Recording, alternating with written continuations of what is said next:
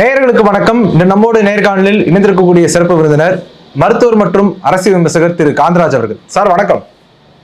விஜய் அவருடைய அரசியல் எப்படி பாக்குறீங்க? ஏன்னா கடந்த காலங்கள்ல நடிகர்கள் எல்லாரும் அரசியலுக்கு வந்தவங்க எல்லாம் பார்த்தோம். சிவாஜி கணேசனா இருக்கட்டும், பாக்யராஜ் அவர்களா இருக்கட்டும், அல்லது டி ராஜேந்தர், இவங்க மாதிரி பல பேர் அரசியல் நம்பி வந்தாங்க. ஆனா அனாதையாக்கப்பட்ட ஒரு உணர்வுல இருக்கிறாங்க அப்படிங்கறத பாக்குறோம். அந்த இடத்துல விஜயும் சேர்ந்திருக்கிறாருங்கிறப்ப எப்படி பாக்குறீங்க சார்? இதெல்லாம் நீங்க இவ்வளவு சொல்றீங்க, அதை அவர் கூட இருக்கவங்க சொல்லியிருக்க மாட்டாங்களா? இதெல்லாம் நடந்திருக்குப்பா பாத்துக்கோன்னு சொல்லியிருப்பாங்க. அதையும் தாண்டி அவர் வர்றாருன்னா ஏதோ கட்டாயத்துல அவர் இருக்காரு. அரசியல் கட்சி நடத்த வேண்டிய கட்டாயத்தில் இருக்கு. அவர் பாத்தீங்கன்னா நீங்க அவர் அரசியல் தீவிரம் எடுத்த மாதிரியே தெரியல. இந்த நிமிஷம் வரல தெரியல. கட்சி ஆரம்பிச்சு 1.5 வருஷம் ஆச்சுங்க. மொத்தமா 5 கூட்டம் தான் போட்டிருக்கேன். ஒரு அரசியல் கட்சி நடத்துற மாதிரி தெரியுது. ஒரு சினிமாவெல்லாம் எவ்வளவு கிக்கா வரும் தெரியுங்களா? படம் பூஜை போட்டாக்கா ஒரு 3 மாசத்துல படம் ரிலீஸ் ஆகிடும். அவ்வளவு சுறுசுறுப்பா இருக்கிற ஒருத்தர் கட்சி ஆரம்பிச்சு 1.5 வருஷத்துல 4 கூட்டம் போட்டிருக்காருன்னா என்ன அர்த்தம்? விருப்பம் இல்லாம அரசியல் இருக்காரு. அவருக்கு தெரியுது ஏடா கூடமா மாட்டிக்கிட்டு இருக்கோம்னு தெரியுது. கட்டாயப்படுத்துறாங்க. என்ன கட்டாயங்கிறது எல்லாத்துக்கும் ஓரளவுக்கு தெரியும். ஓரளவுக்கு தெரியும். அந்த கட்டாயத்துல நம்ம என்ன சொல்றோம், பயப்படாதீங்க, நாங்கெல்லாம் உங்களோட தான் இருக்கிறது, தைரியமா இருக்குன்னு தான் நம்ம சொல்றோம். அவருக்கு தெரியும் அரசியல் சுலபமான விஷயம் இல்லைங்கிறது அவருக்கு தெரியும். ஏன்னா அவங்க அப்பா அரசியல் கட்சி நடத்தினார். நடத்தினவர் தான் மகன் அன்னைக்கு ஒரு கட்டாயத்தின் காரணமா அந்த கட்சியை மூடினாங்க. இன்னைக்கு ஒரு கட்டாயத்தின் காரணமா கட்சி ஆரம்பிக்கிறார். துன்புறுத்தப்படுகிறார். அதான் அவங்களுடைய ரசிகர்கள் அதை புரிஞ்சுக்கணும். யாரோ அவரை தொந்தரவுப்படுத்துறாங்க. ரஜினி அப்படிதான் பண்ணாங்க. ரஜினி சாமர்த்தியமா வெளியே வந்தார். கொரோனாவில் படுத்துட்டார். படப்பிடிப்பை நிறுத்தினார். இதுக்கப்புறம் அவரை மிரட்டினாக்கா அவருடைய ரசிகர்கள் பூரா ஏன்னா எங்க தலைமை செத்தாலும் பரவாயில்ல உனக்கு சப்போர்ட் பண்ணுமான்னு கேள்வி கேட்டா நான் எதிர்மறையா போடுங்கிறத ரஜினி ஒன்றும் பண்ண முடியல. அதுக்கப்புறம் தான் அது சுற்றி பார்த்தாங்க. யாரோ காலாவதியான நடிகைகளை எல்லாம் கட்சியில் சேர்த்து பார்த்தா மட்டும் நடக்குது. பாஜகவுக்கு இருக்கிற ஒரு பெரிய பிரச்சனையே என்னன்னா, தமிழ்நாடுங்கிறது சினிமாக்காரர்கள் பின்னாடி போறவங்கன்னு அவங்களுக்கு ஒரு ஸ்ட்ராங்கா உளுந்து போச்சு. உண்மையா அவங்களுக்கு அது புரியல. எம்ஜிஆர் அரசியலை தன்னுடைய சினிமாக்கள் ஓடுவதற்காக அரசியலை பயன்படுத்தினார். அவருடைய சினிமாவால திமுக அரசியல் பெருசா வரல. அவருடைய படங்கள் ஓடுறதுக்கு திமுக பயன்பட்டுச்சு. திமுக தொண்டை கூட எம்ஜிஆர் படத்தை பார்க்கணும்னு தீவிரமா இருக்கும். ஆட்சிக்கு வந்தவொடனே திமுக தொண்டை படம் பார்க்கறதுக்கு நிறுத்தினா அதுலதானே அவர் எதிர்கட்சியா இருக்கிற சுறுசுறுப்பு இல்லைங்கிறதுனால அவருக்கு எதிர்கட்சியா மாறினார். ஆக சினிமாவை அரசியலை பயன்படுத்தி தன் சினிமாவை ஓடுறதுக்கு அவர் பயன்படுத்தினாரு. சினிமாவினால அவர் அரசியலுக்கு அதே தான் ஜெயலலிதாவும் சினிமா விட்டு வெளியே போன பிறகு தான் அவங்க சத்துணவு அமைப்பாளர்லாம் பதவி கொடுத்த பிறகு அரசியலுக்கு கொண்டு நேரம் வந்த பிறகு தான் அவங்கள ஏற்றுக்கிட்டாங்க. சினிமா நடிகை இருந்தாலும் அவங்க நம்மளுக்கு அரசியலுக்குள்ளார யாரும் பார்க்க முடியல, கேட்க முடியும். அதனால இதை அமித்ஷாவுக்கு யாராவது சொல்லணும், தயவுச்சது இன்னும் அதை இந்த தவறான ஒரு இதுலயே போயிட்டு இருக்காதீங்க.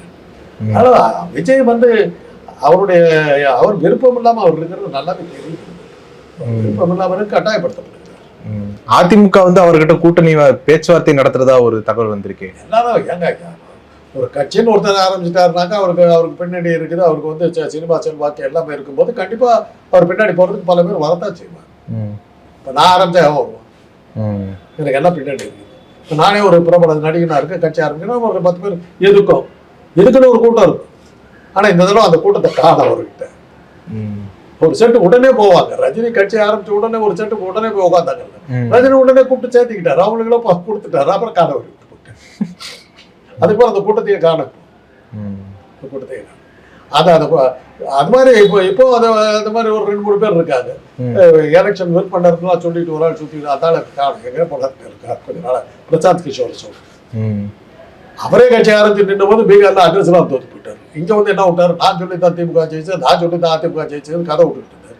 பீகார்ல இவர் ஒரு கட்சி ஆரம்பிச்சாரு, ஒரு இடத்துல பிடிச்சி இப்படி எல்லாம் புலமை. அதாவது இந்த தேர்தல் நேரத்துல புலப்பு நடத்துற ஒரு கூட்டம் இருக்கு. அதுங்களுக்குலாம் இப்போ ஒரு அடி இருக்கு. ஒரு 2-3 பேர் அவர் கூட சுத்திக்கிட்டு இருக்கா. அவர் அதையும் புரிஞ்சுக்கிட்டு அவர் ஜாக்கிரதையா தான் இருக்காரு. டிடிவி தினகரன் மற்றும் ஓபிஎஸ் அவர்கள் என்டிஏ கூட்டணியில இடம்பெற போகிறாங்க அப்படின்ற மாதிரி செய்திகள் வருது. எப்படி பாக்குறீங்க? அவங்க வேற எந்த கூட்டணியில இருந்தாங்க? என்டிஏ கூட்டணி இது என்டிஏ கூட்டணினா தேசிய ஜனநாயக கூட்டணி. அது எல்லாம் யார் இருக்கான்னு சொல்லுங்க. பாஜக, அதிமுக கூட தானே அவங்க இருக்காங்க. ஆனா அதிமுகவும் இருக்குதே. அதிமுகவும் அது எல்லாம் ஒண்ணுதாங்க. ம். நானா பிரிச்சு வச்சிருக்காங்க. ம். அவ்வளவுதான். ம். தினகரன் தலைமையில் ஒரு அதிமுக, ஒரு சசிகலா தலைமையில் ஒரு அதிமுக, பன்னீர்செல்வம் தலைமையில் ஒரு அதிமுக, பழனிசாமி தலைமையில் ஒரு அதிமுக. பழனிசாமி தலைமையில் இருக்கிற அதிமுகவுக்கு தேர்தல் அங்கீகாரம் கொடுத்துருக்காங்க. மற்றவங்களும் இவங்க கூட டைரக்டாக பாஜக இன்னும் சொல்ல போனால் பன்னீர்செல்வம் டைரக்டாகவே பாஜகவோட இணைஞ்சிட்டாரு. இப்போ அவர் தனியாக இல்லை. ஏன்னா போன தேர்தலில் வந்து பாஜகவுடைய ஆதரவோட அவர் எலெக்ஷன் நின்றுட்டார். அது பாஜகவை மாறிட்டார். அதனால அவரை ஒதுக்கிடலாம். மிச்சம் 3 பேர் இருக்காங்க. அதனால அதெல்லாம் எல்லாமே பாஜக தானே. பாஜகவோட பி டீம் தான் அத்தனை. அது ஒன்றுதான். அதனால கூட்டணியில் சேருவாங்கன்னு சொல்லிட்டு வேடிக்கை இருக்கு. அவங்க அதில் தான் இருக்கிறாங்க. வேற எங்கே போனாங்க? இல்லை, இது இபிஎஸ் எப்படி பார்ப்பாருன்னு நினைக்கிறீங்க?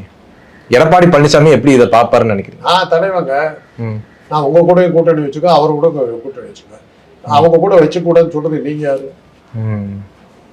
நான் உங்களோட வச்சிருக்கேன், அதோட உங்க வேலையை விட்டுருக்கேன். நான் 10 பூச்சியை கட்டியோட கூட்டணி வைப்பேன். நீங்க யார் என்ன கேட்கறது? பிடிக்கணும்னா வெளியே போங்க. பாஜக இப்படி அழுத்தம் கொடுக்குதுன்னு சொல்ல வரீங்களா? பாஜக வந்து தினகரனை சேர்த்து பழனிசாமி பிடிக்கணும்னு வச்சுக்க. பழனிசாமி வரைகிட சொல்லுங்க. தைரியம் இருக்கு அவருக்கு. அவரோட சேரக்கூடாது, இவரோட சேரக்கூடாதுன்னு சொல்றதுனாக்க நான் சேருவேன். என்ன பண்ணாரு இப்ப இதுல இந்த கூட்டணி இது பண்ணும்போது? அண்ணாமலை தலைவராக இருக்கும் வரையில் நாங்க வரமாட்டேன்னாரு பழனிசாமி. அப்புறம் அண்ணாமலை தலைமையில தான் அதை நடத்தினாங்க கூட்டத்தை. அங்கதானே ஓகேன்னாரு, கை எடுத்து போட்டாரு. அப்புறம் முதல்ல கட்சியினுடைய பி டீம்ன்றது எல்லாத்துக்கும் உலகத்துக்கே தெரிஞ்ச ஒரு விஷயம். நான் யாரு கூட கூட்டணி வச்சுட்டு தான் உனக்கு என்ன? உன்னோட இருக்கிறது என்னோட சேர்ந்து நீ இருக்கிற இடத்துல நானும் ஒத்துழைப்பு பண்ணிக்கிறேன். அவங்களோட இருக்கிறத அவங்களோட ஒத்துழைப்பு பண்ணிக்கிறேன். அவ்வளவுதான். நீ அவனோட சேராதுன்னு சொல்றதுக்கு நீங்க யாரு? சார், இப்போ இந்த கூட்டணி வந்து திமுக கூட்டணியை வெல்லுமா? அது எப்படி பாக்குறீங்க சார்? வெல்லும். இல்லை, நீங்க சொல்றதை வச்சு பார்க்கும்போது இது வந்து நடந்த அத்தனை தேர்தல்கள் அவன் தான் ஜெயிச்சிருக்காங்க. அதனால திமுக தோத்துக்கிட்டே இருக்குது. ஆனால் வெல்லுமாங்கிறது கேட்குது. திமுக பலவீனமா இருக்குதுங்க.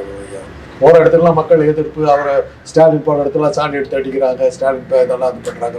கூட்டம் சேர மாட்டேங்குது. அவர் போற இடத்துலலாம் கேவலப்படுத்துறாங்க. அப்படி இருக்கும்போது எப்படி ஜெயிப்பாரு? அதே சமயத்துல பழனிசாமி போற இடத்துல லட்சக்கணக்கில் கூட்டம் கூடுறதும் சேன்னு வர்றதும் அவங்க பின்னாடி லட்சக்கணக்கில் அப்படியே போறதும் எல்லாம் பார்க்கணும். மக்கள் எப்படி பார்ப்பாங்கன்னு நினைக்கிறீங்க சார்? தெரியல. நான் மக்களை தான் நான் சொல்றேன்.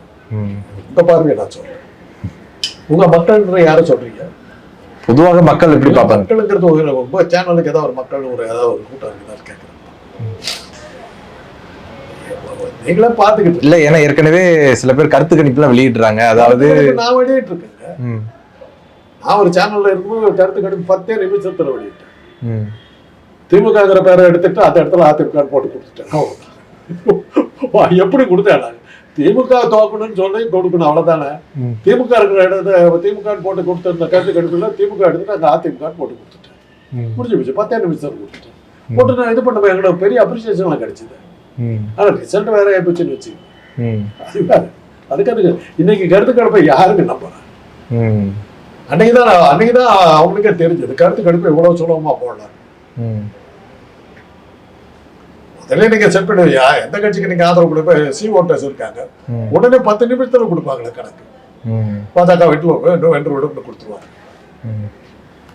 சமீபத்துல கூட திருவான்மையூர்ல ஒரு கூட்டம் நடத்தினாங்க. பாஜக ஒரு கருத்தரங்கம் நடத்தினாங்க. அதுல பவன் கல்யாண வச்சு தெலுங்கு மக்களை எல்லாம் டார்கெட் பண்ற மாதிரி ஒரு தகவல் வந்துச்சு. அது எப்படி பாத்தீங்க சார்? அப்படி போறவங்க போட்டுமே யாரு? அது மூலமா தெலுங்கு மக்கள் ஒரு தேசிய ஜனநாயக கூட்டணிக்கு ஓட்டு போடுவாங்க அப்படின்னு ஒரு பார்வையை பாக்குறாங்க. கூட்டம் வந்து இங்கிலீஷ்காரர்களை இங்கிலீஷ் பேசுறவங்களாம் கூட போட்டுக்கலாம். சார்ல்ஸ் கிங் சார்ல்ஸ் கூட்டம் வந்து பிரிட்டிஷ் இவங்களை எல்லாம் கூட அதெல்லாம் என்ன பண்ணலாம். பவன் கல்யாணுக்கு அவ்வளவு இருந்ததுனாக்கா ஆந்திராவில் எங்க 2வது ஆளா இருக்காரு. சந்திரபாபு நாயுடு கிட்ட இருக்கோட தானே பவன் கல்யாணம். அப்புறம் அவர் இங்க கூட்டு வந்து செகண்ட் ஹேண்ட் அவர் கூட்டு வந்து என்ன பண்ண? தமிழ்நாட்டில் தெலுங்கு பேசுறவனு இல்லையா? தமிழ்நாட்டு தெலுங்குக்காரர்கள் கேவலம். ஊர்ல இருக்கிற தமிழ்நாட்டில் இருக்கிற தெலுங்கு யாருமே உன்னை தலைவனா கிடைக்கல இறக்குமதி பண்ணியிருக்காங்கன்னா அதெல்லாம் கூட தமிழ்நாட்டை சேர்ந்தவங்க அவங்க பாஜக ஆதரிக்கிறாங்க. வெளியில இருந்து